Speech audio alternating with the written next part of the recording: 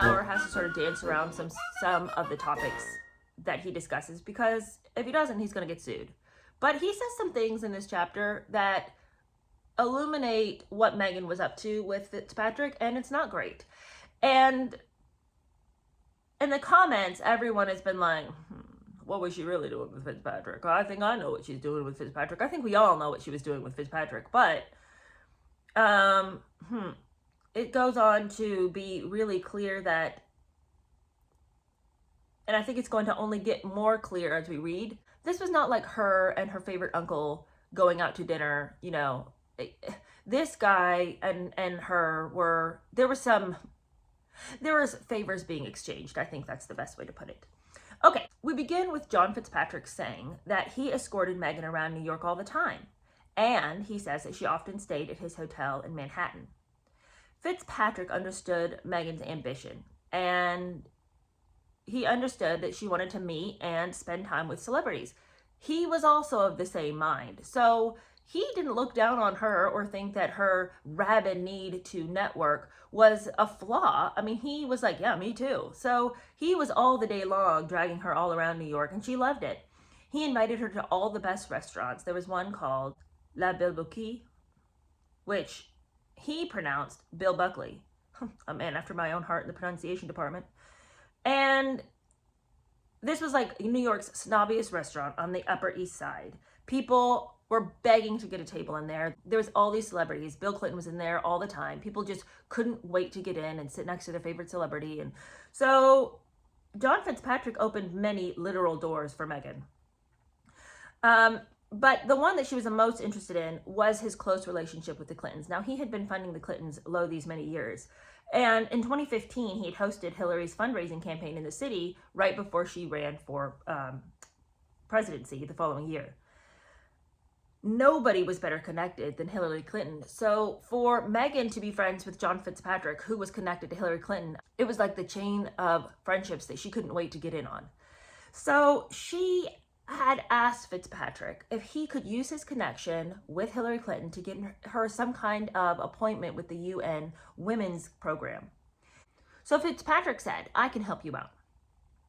So a request from Hillary Clinton's office to Phumzile Mlambo Ngcuka, who was the head of the UN Women at the headquarters in New York, secured the vital introduction that Meghan sought.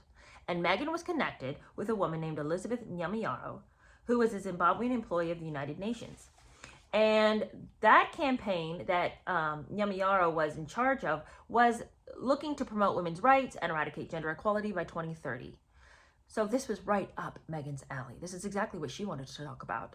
Now, she doesn't really know much about this topic at all, but she knows how to say bland political statements and throw in the word feminist often enough that, you know, she can make people feel good. She's here for it.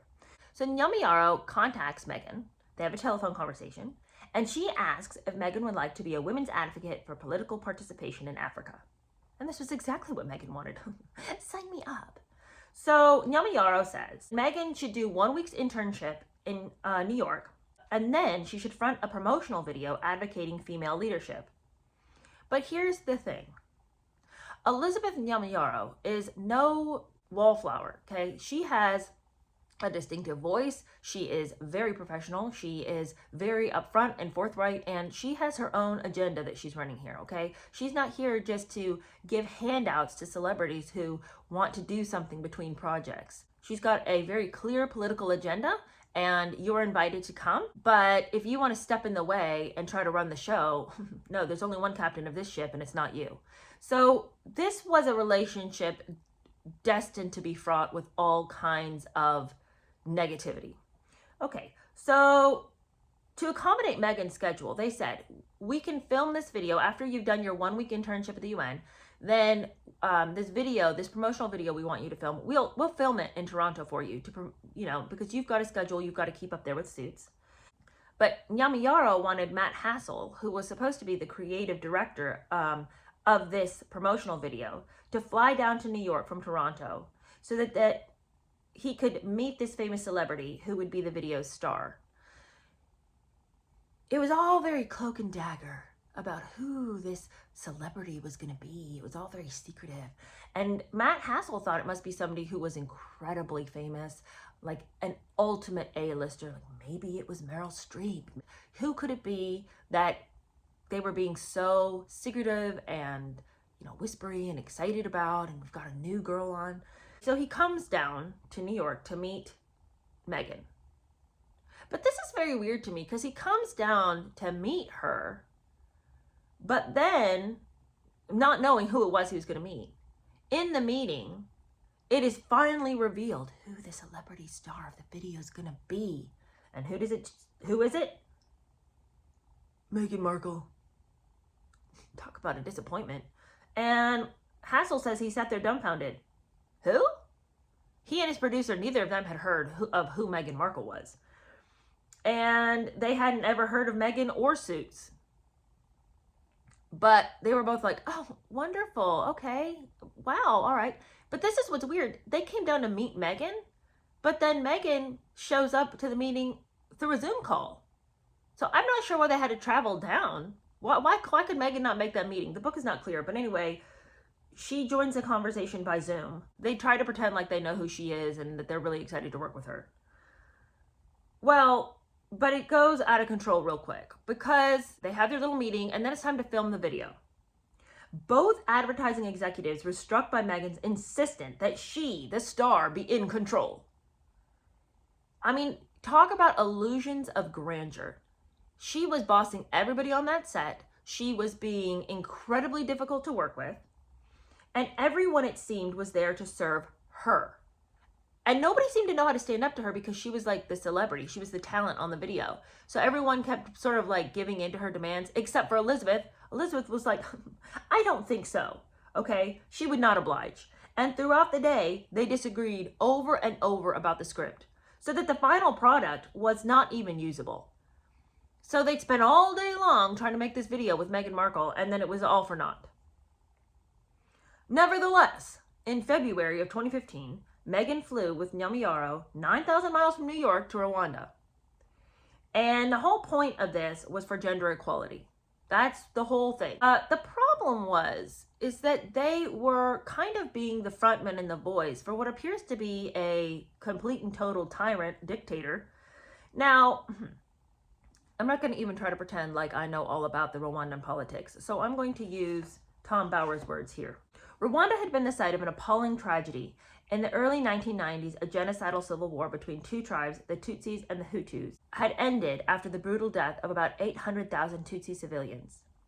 Paul Kagame, a Tutsi army officer, had emerged in 2000 from the bloodbath to become the country's president, receiving 90% of the popular vote. But by 2015, Kagame was widely accused of being complicit in mass murder. Many of his political opponents had been found dead, not only in Rwanda but across Africa, and Hutu refugees in neighboring Congo were being slaughtered by the Rwandan army. But against all logic, Britain's former Prime Minister Tony Blair and many in the world community paraded Kagame as a model African Democrat. As a regular reader of The Economist, Meghan would have been aware of Kagame's reputation, but if she wanted to ingratiate herself with Nyamiyaro, she had no choice but to support him. Because Nyamiyaro thought that Kagame was responsible for making Rwanda an exemplary model of female leadership to every country. And in her admiration for the dictator, Nyamiyaro described Rwanda's women politicians as phenomenal.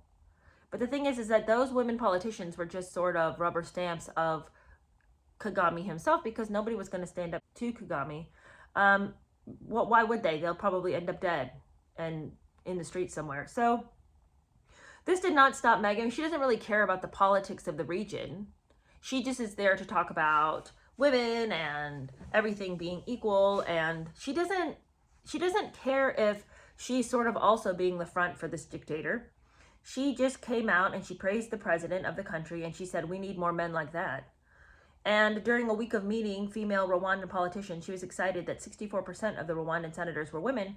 But the reason that there are so many women is because of the mass murder of Rwandan men during the tribal genocide. So if not for the women, who else would be running the Senate? And she didn't seem to be bothered at all by the fact that the president of Rwanda is over here traveling across the world in his large private jet, staying at $2,000 per night hotels, while his countrymen's average daily wage was $2. She wasn't too worried about that wage discrepancy, but she was just here to play the part of the global feminist. And she loved the idea of styling herself as this angel of mercy. She loved the fact that while she got to stay overnight in these luxury hotels, there's a refugee camp, but not but a hop, skip, and a jump away, and she can go over there and hang out with the distraught women who are trying to cope with the tragedy of living in a refugee camp. And she apparently, I mean, she says that she went there and she asked them, how are you coping with your life here? But their responses were barely listed. Seemingly, she took no notes. She took no real concern over what their actual answers were, what their actual life experiences were there. She didn't necessarily care. She just needed the photo op of being there. Then she, hustles back to the Capitol and she records on her Instagram account that this trip is the type of work that feeds my soul. It feeds your soul to be around a bunch of people who are in a refugee camp barely making it? That enlivens you? You feel, what did you do for them? What use were you? Did you bring anything? Did you share anything with them? Did you give them anything? Did you help them in any way? No, you just were there to use them so that you could look better. How is that feminism?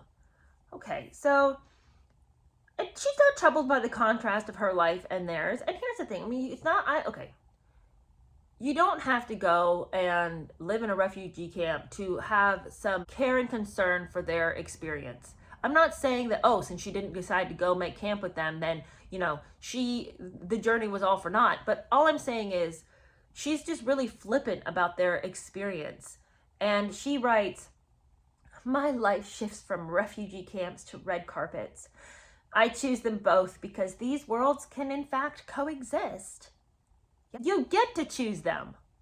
The woman in the refugee camp, she's got no choice. What a privilege for you to get to say, I choose them both. Oh, do you? I mean, what is this? She doesn't have any idea what she's saying. That's the thing with Meghan. She doesn't know what she's saying. Because half the words that come out of her mouth, I'm just like, had you thought about that for like 2 seconds, you probably wouldn't have said that. Okay, things go on to be even more shocking with Meghan. On her next trip to London, she meets with Gina Nelthorpe Crown. Remember, that was a new agent that she had in England. And she described Elizabeth Nyamuyaro as a, quote, real friend. I think Nyamuyaro was real sick of Meghan, but whatever Meghan needs to say to ingratiate herself into this new side of political activism, she will. And according to Meghan, through this UN executive, she was certain to secure greater public exposure. She said to her friend Gina that she took it really seriously to be a role model for young women. And she expected any day now to be promoted from a UN advocate to a UN ambassador like Emma Watson. Why? Why should they do that? Why should they do that? Meghan's jealousy was compounded daily because she desperately wanted to beat Emma Watson at being the face of the UN Women's Council. But it wasn't happening for her. In September 2014, Watson had launched the UN's He for She campaign at the UN headquarters in New York. And her impassioned speech had gotten a lot of attention. Watson was praised by Mumzili, and Mumzili said, we're thrilled and honored to work with Emma, whom we believe embodies the values of the UN Women. Meghan wanted that same stardom. And on her blog, remember, she's got 2 blogs. One is the TIG, which is openly her, and then she's got this other blog that's like anonymous, but we know it's Meghan. And it's called Working Actress. And she wrote, as she imagined her star rising higher and higher, she writes, I work long hours. I travel for press. My mind memorizes. My mind spins. My days blur. My nights are restless. My hair is primped. My face is painted. My name is recognized. My star meter is rising. My life is changing. I don't have the energy to describe how stupid that is. Is this a life you want? Like, none of that sounds good. I work long hours, I travel, my mind is spinning, my days are blurred, my nights are restless, but my star's rising. Great, good. But why would you want it? Like, the trade-off here, your life is a wreck, but your star, like, people know me, my name's being recognized. Yeah, well, you sell your soul to the devil. This sounds terrible. Her agent, Gina Nelthorpe Crown, was also noticing the change. So now she felt that she needed to kind of make sure that Meghan was given better accommodations and things, because Meghan was going to put up a fuss if she wasn't given the star treatment because her star is rising. And so her agency arranged for Meghan to stay for free at the 5-star Dorchester Park Lane. Okay, y'all, she is an unrecognized person. Nobody would know, nobody would care that she's staying there. But Meghan insisted that she be registered using an alias. I can't let anybody know that I'm here because I'm so famous. I'm just going to be so put upon if anybody knows that I'm here. So, after the booking was confirmed, Meghan announced that she could not stay at that hotel. No, these aren't, I'm not going to be associated with this hotel. Because apparently the owner, the Sultan of Brunei, had come out recently and said that adulterers and homosexuals should be punished according to Sharia law, and that women who had abortions should be publicly flogged. Okay, well, I don't think any of those things needs to happen. But Meghan insists that she cannot stay at a hotel owned by somebody who'd say things like this. So she insists that she get accommodations elsewhere. So Nelthorpe Crown has to scramble, finds another hotel that's willing to accommodate Meghan. And in return, Meghan agrees to promote the hotel. Nelthorpe Crown is generous in this sentiment, but I can only imagine the tone with which she said it. She was protective of her image, said Nelthorpe Crown, and she didn't want to do anything that could compromise that. Yeah, well, I mean, nobody, it's just unbelievable that she would care that much about where she stays at this hotel when nobody in their right mind would be tracking Meghan so carefully that they would fly into a rage when they found out that she was staying somewhere owned by the Sultan of Brunei. Meghan just, like, do you see what I'm saying? Like, visions of grandeur, that she thinks that anyone would be tracking her movements to such an extent that they would know where she was staying and then try to make some kind of example out of her. I don't understand who she thinks that she is. So, depending on how you looked at it, Meghan was either hitting a real roadblock in her career, or she was at kind of a crossroads. Like, what was she going to be? Was she going to keep trying to be an actress, or was she going to try to be a lifestyle brand, or was she going to try to be an advocate for women's empowerment and racial equality? Like, what exactly was Meghan's deal in the world? So it would seem that Meghan was deciding that she was going to really investigate where she could get with John Fitzpatrick's connections to politics.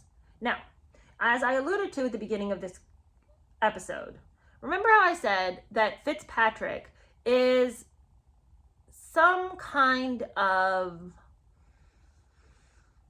question mark when it comes to how Meghan was getting leg up after leg up in the world? Because Meghan doesn't have a lot of personality that you would necessarily want. She doesn't have a lot of skill. She doesn't have a lot of talent. She's not this, she's not like she doesn't have like the supermodel body. Like her dreams and goals and aspirations of becoming this fashionista, it's not really happening. Like, how does she keep failing up? Well, because she knows people like John Fitzpatrick. And Fitzpatrick, at this time when she's kind of floundering, her career is just fizzling in various arenas, he takes her by the arm and says, "Follow me, dear, I'll show you the path."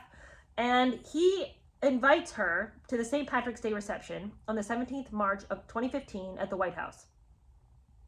Now, the previous night, he had hosted this big dinner with 200 Irish American celebrities, and Meghan had been with him during all of this.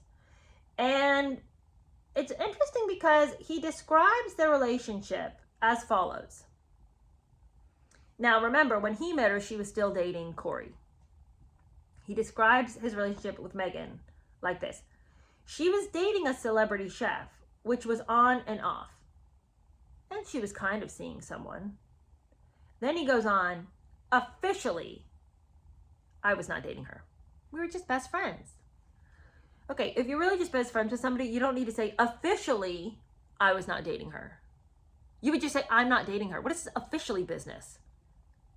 Officially. Yeah, because she doesn't want anybody to know that she's sleeping around with you in order to gain favors. You're like, at this point, like 20 years older than her. Okay, so anyway, Fitzpatrick invites her to the White House. She goes. And she's elated to be amongst the political elite. She even gets to meet Barack Obama. And it is a night to remember. She feels like her future is being invigorated by this relationship that she has with Fitzpatrick, because he is bringing her in with like the top people. And so she feels like, it's only up from here. I can truly begin to scale the ladder and find myself sitting right next to the greatest among us. Fitzpatrick, by the way, thinks Meghan is the best. Like, he loves her. He thinks she is so much fun.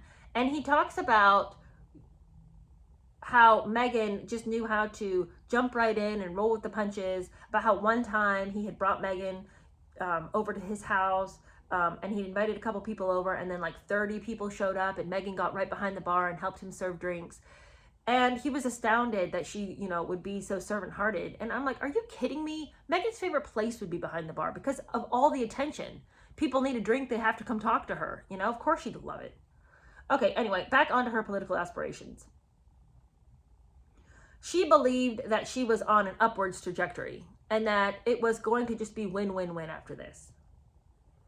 Not only was she meeting Democrat Party's aristocracy, but with Hillary Clinton's support, Elizabeth Nyamuyaro, remember the woman that she'd worked with previously and had gone to Rwanda with, had agreed that Meghan would be allowed to address the UN Women's Conference in New York. Okay, there was 2 events going on. At the first conference, that was all the VIPs. The previous year, Emma Watson had addressed that group. And that's when Meghan had seen Emma Watson and felt like, that needs to be me. It cannot be little Hermione Granger. It has to be me. And so she had been all excited, hoping that she could secure that conference. At the same time, there was a second meeting for children and minor personalities, and that was held on the 10th of March and is sort of a off-Broadway theater. All right, well, Meghan's name was not featured in this press release for the program's publicity. Meghan was not, she was part of the event, but it is very important to note, she was not part of the VIP event. She was going to be speaking very briefly at the event for children at an off-Broadway theater, okay? Now, as she would go on to retell of this, she would make it sound like she and Emma Watson had been standing side by side on stage at the UN Women's Conference. She would go on to style this whole story as though she had been as important as any A-list celebrity at that event, and that but for her, feminism would have stopped dead in its tracks. But thankfully, under her careful tutelage, she was able to continue to hold the torch for feminism. And but for her, it would have all been over for women all over the globe. Okay, so anyway, Meghan invited her mother to the event and told her mom that this was the most important event of her life. She planned to emulate Emma Watson, and in her brief address, Meghan fluently recited the story of her childhood protest to Procter & Gamble.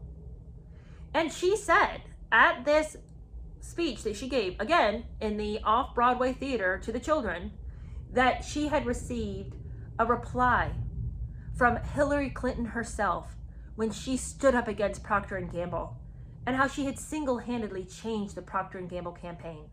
And she said, "It was at that moment that I realized the magnitude of my actions. At the age of 11, I had created my small level of impact by standing up for equality." Oh my gosh, it's so lame. And against all odds, people believed her. They thought she was telling the truth, probably because who in their right mind would get up and tell such a colossal lie? So anyway, then she goes on to talk about her work in Rwanda. What work in Rwanda? You mean when you dipped into the refugee camp, looked around, asked a couple of questions, didn't care what the answers were, and then hightailed it back to your luxury hotel? Would that work? Referring to her visit to Rwanda, she said, "I've always wanted to be a woman who works, and this type of work is what feeds my soul and fuels my purpose." You mean using other people for the background of your photos? Is that what fuels your purpose? Again, she praised President Kagame and said that we need more men like that. And then she finished it by repeating Emma Watson's feminist sentiments. So basically just a bunch of plagiarism. She said, "I'm so proud to be a woman and a feminist. And this evening, I'm extremely proud to stand before you on this significant day, which serves as a reminder to all of us how far we've come, but also amid celebration, a reminder of the road ahead." This is just boring. This is boring talk. What is this? What are these platitudes? This means nothing. Well, that audience loved the shallowness of the sentiments. They applauded her enthusiastically. But as I stated before, over the following years, many got the impression she'd spoken to the United Nations General Assembly in the auditorium alongside Emma Watson. Few realized that Watson didn't speak at the UN that year, and that Meghan had addressed a sideshow audience. Now, this is where it all begins to fall apart for Meghan at the UN. Soon afterwards, Meghan urged Elizabeth Nyamiyaro to introduce her to Emma Watson. Nyamiyaro refused. Never deterred, Meghan asked Nyamiyaro to promote her to UN ambassador. Phumzile Mlambo Nyakuka, the South African director of UN Women, was doubtful. Meghan's cause could not have been helped by giving the impression to some people that while she did speak about politics, philosophy, and ideology, her apparent all-consuming passion for the empowerment of women was in reality focused on self-promotion and the empowerment of Meghan Markle. Whatever the reason, Nyamiyaro refused Meghan's request to be promoted to ambassador. Meghan resigned from he for she and cut her ties with UN Women. Yet remarkably, despite the unpublicized split, she continued to cite publicly her UN Women experience as proof of her philanthropy. Outsiders never glimpsed the truth about the rupture or the reasons. So Meghan just felt that she'd been underestimated the whole time. That those jokers at the UN Women's Conference, what did they even know about feminism? What did they even know about philanthropy? What did they even know about anything? And she didn't need them to make her way in the world. She had her own thing going. By the way, the TIG was attracting nearly 1 million followers on Instagram. And she had over 250,000 followers on Twitter. So what does she need the UN for? She had passed a milestone of 1,000 posts on her blog, and so she really didn't need anybody giving her some kind of a handout. She'd make her own way. And if those jokers couldn't understand what she was about, then that was their mistake, and that was their fault, and they'd see what she could do. The thing is, as an influencer, she really was living the life she wanted to live. I mean, what did she really want to do with the UN Women? She didn't really want to go hang out in Africa with all those poor kids. As an influencer, she got all kinds of freebies. She had clothes on loan. There was all kinds of product promotions that she was getting paid for. And she had secured some deals with Bobbi Brown Makeup, Lavin Fashion, Reitmans, which was a mid-market fashion retailer in Toronto. She had a photographer that she worked for on the TIG who was always taking these beautiful photos of her. She was constantly promoting herself on her own website. She didn't need a handout from the UN. And those stodgy women had no idea what it was to be a real woman anyway. A real woman lays in the bed with your dogs and calls them nuggets and her tag team. A real woman is all about promoting different kinds of supplements. One specific called Moon Dust, which is a blend of herbs and plant extracts and minerals to invigorate and enhance your beauty and your brain and your body and your sexual energy and your sleep and your spirit. That's what a real woman does. A real woman spends time talking on her website all about ashwagandha, which is a root that aids the thyroid and also gives sexual satisfaction, if you care about that kind of thing. The thing is that Meghan just wasn't ever going to be a fit for the UN Women. And she was only willing to use them because she was looking for a way to promote herself. But when she realized that this was a group of women that probably weren't going to be taken in by all of her simple talk and all of her shallow reasonings for being a feminist, she honestly didn't know how to fit into that group. So she tried to shake the dust of the UN off her feet like it was her plan to leave. They didn't want her, and she didn't know how to fit in.